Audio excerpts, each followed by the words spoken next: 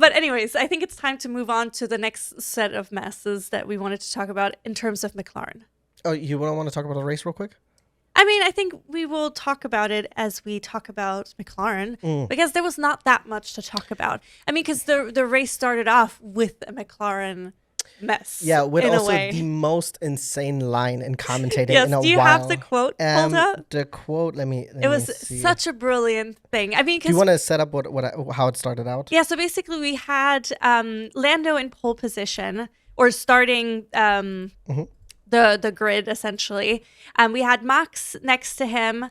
Then we had Carlos Sainz behind, which was also insane. We had a Williams there. George Russell next to him. Then we had Oscar Piastri, and then one of the Racing Bulls in terms of Liam Lawson.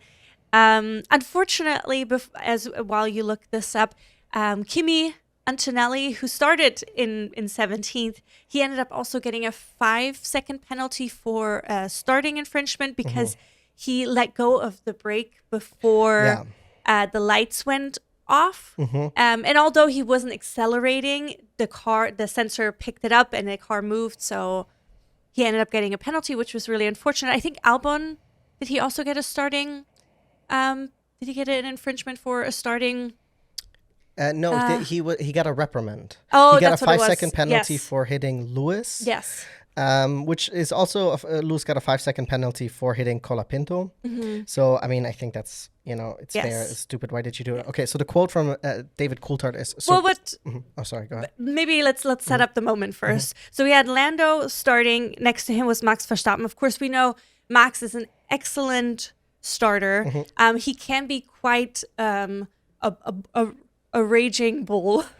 Going into the whatever first corner it is, which is a left-handed turner, because you have to be aggressive going into, because if you want to, especially for a track like Vegas or many tracks nowadays, once you have pole, it's often easy to keep it. Or once you're in P1. Once you're in P1, yeah, exactly, just because you also have clean air and there's not that many overtaking opportunities. So Lando was like, okay, I have to go aggressive. I have to go full out. So as soon as he started. So he started on the right side. He started on the right side. He did like a really sharp left. Like he really went really, really far left, really aggressive, really reminiscing of like a Max move. And then he had taken first going into the first corner. Or he remained first going into the first corner. And I was like, oh my gosh, Lando did it. He did a Max move and it worked out for him. And then as soon as you go into the corner, he missed the braking spot. And then he goes wide, losing 2 positions. Yes. Not only pole to Max, but then also second to Russell. Yeah. Russell had a, I think, really good start. He did, I think, had contact with Sainz. I think there was contact. There was a bunch of contact in going into T1. But essentially, David Coulthard said Lando Norris tried to play Max Verstappen at his own game. The problem is that he doesn't know the rules of that game. Mic drop. That was an insane line to drop right off the get-go. But it is true. It's like he got so caught up in trying to push Max into the corner kind of box him out that he just missed his breaking point. He was so focused on that, which is, and then Max just immediately took off outside of DRS, and then that was really Max's race. He was just like, bye. Smell you later. And then also, can we talk? I mean, I'm going to jump a bunch of things right now quickly, and we can go back through the race. But I thought it was so funny. So there was like this battle between George and Lando, because George was ahead, then Lando was behind, and then eventually Lando had passed. And then the Lando was asking the engineer, even before passing George, he was like, oh, are we just driving our own race, or should I go for it? And then eventually they were like, okay, let's go for it. He passed George. And it was another question, should I just drive my own race? Because he had a lead in the driver championship that he would not lose too many points. I mean, he would lose 5 points to Max, but he had a decent enough lead for it to be still more or less safe. So then they were like, okay, go for it. And it was like, how many seconds were there? It was like less than 4, I think. Yeah, I mean, no, I think it was more than that. It was a 4.8, I think. Yeah, I mean, it doesn't matter. So there was there were several seconds of a gap between Max and Lando that he had to make up. There was not. It was between Max and George, and then essentially the engineer is like, "Listen, overtake him with DRS because we're gonna go and get Max." Yeah, and then we hear GP over the radio, and you could hear the smile in his voice. Relaying this message that Lando is gonna kind of come and get you, and then like, but you could hear it, like he was just like that. He didn't laugh out loud was hilarious because Lando barely made a dent. I will say, I think the broadcast did McLaren hella dirty. Yes, because Lando was clearly. All of a sudden, he had an issue. People were trying to, because McLaren didn't say what the issue was. Some people were like, "Oh, maybe they underfueled," and that's why he was like saving. But he ended up dropping off so much that there was a 20-second gap at the end. So it's like for you, it's kind of like when I don't know if you remember, this was 2 years ago when. Ocon got onto the radio and he's like, "Oh, I'm gonna go get him," and then he doesn't get him for like another 15 laps or some shit. I wonder if this is gonna be a thing on Drive to Survive 100%. Next year too. But it is kind of dirty. Then on the TV broadcast, they didn't show a single message then, because I'm sure there was communication between Lando and his race engineer that he has an issue, but it wasn't shown. So it's just like literally like, "You're gonna go get Max," and then he just drops off, like drops off hard. Yes, it was so funny. Yeah. But I mean, and then we had another big mess with McLaren. So we had Max coming in first, Lando second, George third. And then you have to, before we get into that mess real quick, and then we had Kimi Antonelli finish the race in fourth, but because he got a 5-second penalty for infringement on the start, he ended up dropping down to fifth. But get this, he had I think in lap 3, when the virtual safety car came out, he actually ended up pitting from the softs that he started on to the hards. And then he took those all the way till the end. So this is essentially like 46 laps on a hard tire. And he defended against Piastri. Piastri had DRS and he was close, but he was not able to overtake. What a performance. You do have to point out, I think, because of the temperature and because the way the hard tire is, what is it, the C1 or whatever, it doesn't have really as much degradation. And especially on this track. On this track, especially. But this is a first year for Kimi on this track. And then what an insane achievement to keep the McLaren and the Ferrari behind you. Yes.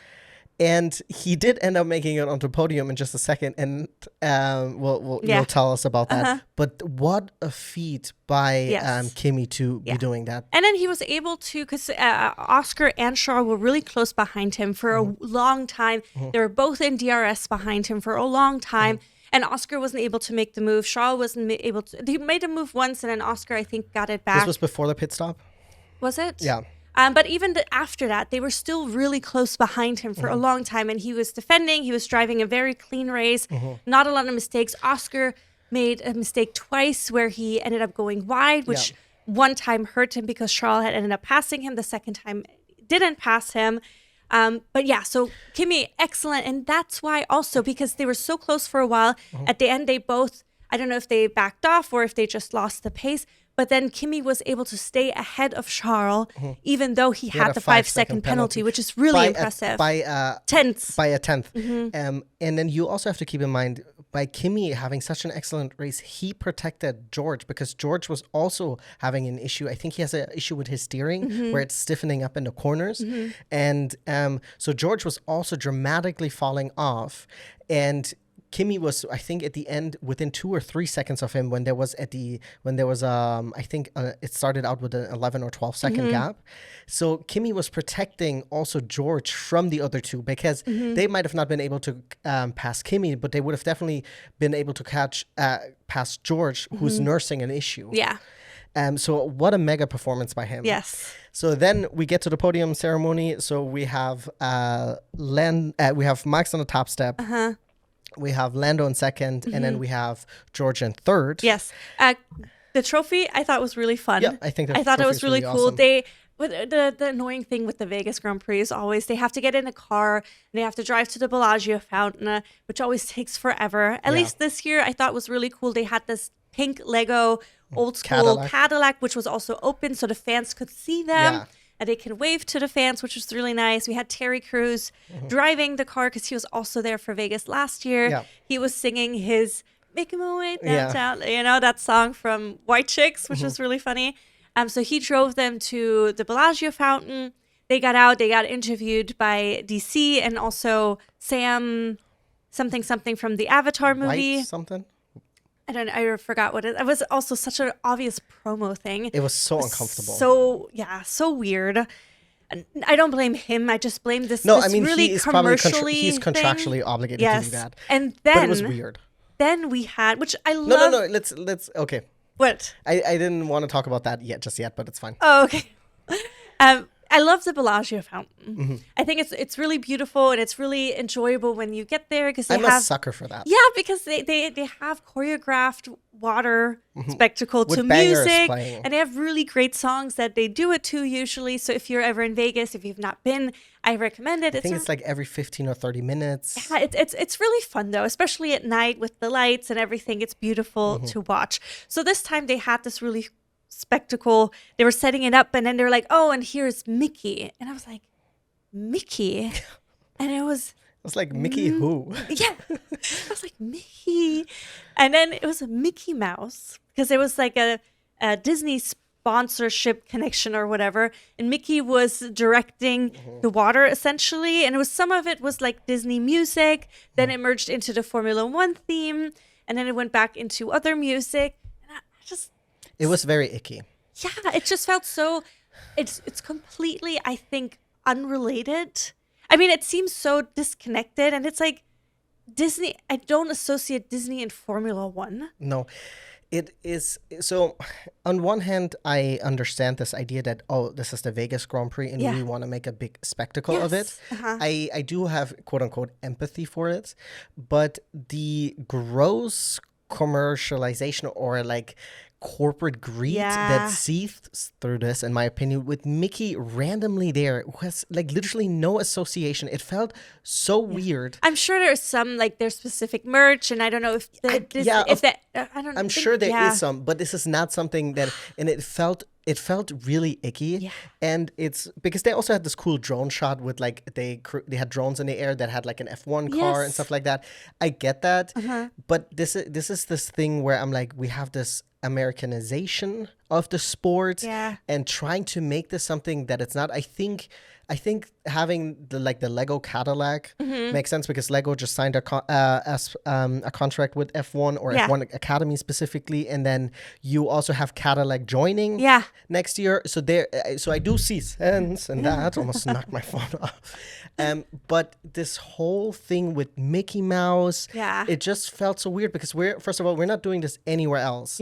And it has very much this commercialization of the sport, this corporate greediness, and it just felt awful. It felt icky and it felt weird to watch because it was just weird to watch. Yeah. Like, I don't mind them doing a water fountain show. Too, but take Mickey out of it. And then especially with the F1 theme. The imagery that they projected onto the water. Exactly. And then they could have incorporated maybe the drivers or 75-year history of Formula One. They should have done the intro on it. Exactly. That's one of the things I was thinking too. Like something, anything else. Yeah. But the Disney crossover F1, I'm not for it. Yeah, it's also like it doesn't mesh to me. Yeah, because Disney is like cute family, but it's also just but the thing about it is like I don't want this in there. Like if this would have been an official Formula One performance and it would have been no conductor and then just this stuff, I mean, like, and maybe like they would have actually, I don't know what they projected on there. I had a hard time seeing it. But if it would have been like maybe already highlights from the race or something like that, I would have been like, okay, this is kind of cool, right? But to have Disney of it, it just feels icky. Yeah, it felt just like, weird to me. I didn't like it. I didn't like it either. And it also goes back into this thing where, like, in Vegas, it's the only street race where they go ahead and they they put off barriers and they cover off the bridges and stuff like that, because God forbid you just don't pay to see it, you know? And it's like, bro, you're already making enough fucking money, right? So, like, chill for 2 And I think they also, don't they block the view from the hotels too? I think not every hotel, but some of them, or if your hotel room has a view, then it is at a significant upcharge. Yes. And it's just like, it's disgusting. It's not a good look in my opinion. No, it should be, F1 should be a little bit more, because it's not family friendly at all. You know, it's especially not here in the U.S. No, it's not like a family of four. It's so expensive. I mean, Disney is so expensive for a family of four. F1 is also incredibly expensive. Maybe that's how they correlate. You're expensive. I'm expensive. Let's be expensive Let's together. be expensive together. Anyways, but then there was another big. So this started upset. happening around midnight. There was a report going around that, so usually I think always every race, the top 10 cars are investigated for plank wear. It's like this wooden plank underneath the car. And this is the same thing that Lewis got disqualified in Coda in 2023. Too much plank wear. There's like a certain amount of millimeters that you're allowed to have wear on it. And if it's more than that, you get disqualified. And then the two McLarens had way too much plank wear. So I think around like 12:30 last night, I saw that essentially the person who inspects that was like, okay, we're going to refer this to the stewards, and people are already online. Oh, this is a slam dunk, double disqualification for McLaren. And some people were also pointing out that, I guess, like, for example, on the Polish broadcast, people were convinced that Piastri had front wing damage because he had so many sparks. He was like, he's dragging something, but it was just his plank that was dragging so much. And so double disqualification for McLaren, which is perfect for Max, because now Max has 366 points in the driver's standing, together with Piastri, 366, and then Lando has 390. So it is 24 points. We have now a sprint race weekend coming up, and you know the thing about it is Max is smelling blood. Oh yes. You know, that's gonna be interesting. It was already interesting, but now it's like, there's such a big chance for Max to still take it. It is a much bigger chance. I think Lando still has a really good chance. Yeah, I mean, it depends on what are you looking for? Sorry, I think the TV is gonna start playing. Oh, it's fine. It's on mute. Okay. Yeah. Sorry, I didn't want it to. So I think Lando still has a good chance. Yeah. Because realistically, if Max wins everything and Lando comes second and everything, he still wins. Yes. The Drivers' Championship. Yes. But that really means they have to be at least second. At least second. That is very, very interesting. I'm also now wondering how much team orders will come into play again with McLaren. You know? That is very interesting. I did see this post, which I thought was very interesting. If Lando's engine would have not blown up at the Dutch Grand Prix this year, he could have won the World Drivers' Championship yesterday, and then would have lost it again because of the imagine the heartbreak. I would have not wanted that for Lando. No, because that's cooked. Yes, but imagine if his engine would have lasted, he would have ended up winning the race, even coming second, and then you're like, oh my god, and then they're like, actually, yes, can I have that back? That's crazy. I don't think that ever happened. I'm not sure. I don't know. I remember when Lewis won his first drivers championship, that the other guy who was first, who was the second? Was it Alonso? I think it was Alonso. Celebrating his side of the pit, and then Lewis made the last lap, I think, an overtake that put him 1 point ahead in the. But this is not the same thing. Not the same thing. But this is like the only thing I could think about in the moment. Fuck, dude. Yes, that would have been crazy. But it's gonna be interesting. And I'm excited. Like I said, I am curious now if McLaren is gonna push any type of team orders potentially to help Lando. I mean, depending on how the races will go. If for example, if Max is leading and Oscar comes in second, are they gonna be like, hey?